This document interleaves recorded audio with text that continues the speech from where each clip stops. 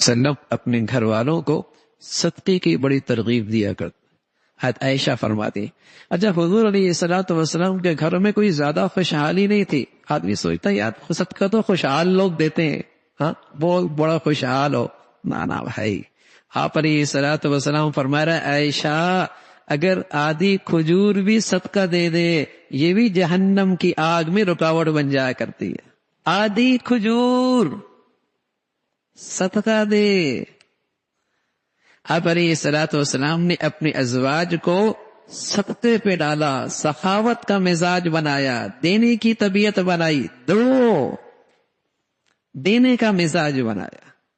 اور سچ یہ ہے کہ اگر ہم نے اپنے گھر والوں کو دینے کا مزاج بنایا انشاءاللہ کبھی دل تنگ نہیں ہوگا اور کبھی طبیعت میں تنگی محسوس نہیں کرے گی. ورنہ بہت کچھ بھی ہوگا تو شکوہ ہوگا, ہے کیا میرے گھر میں, ہے کیا میرے گھر میں, ہے کیا میرے گھر میں.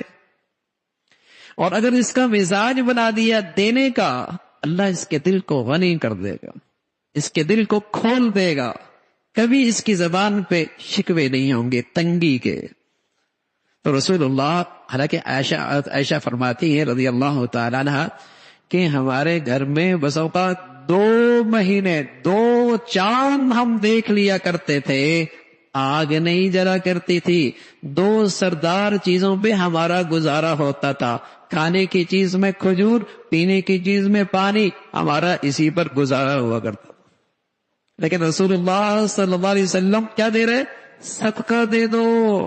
اس لیے آپ علیہ الصلوۃ والسلام فرمان لگے کسی شخص کے گھر میں فاقہ آئے اور مخلوق میں سے کسی کے سامنے اس کا تذکرہ نہ کرے اور صرف اللہ کی طرف اپنا ذکر کرے, اللہ اس کے لیے رزق کا دروازہ کھول دیں گے. اور جس نے مانگنے کا دروازہ کھولا مرتے دم تک مانگتا ہی رہے گا, مرتے دم تک یہ مانگتا ہی رہے گا.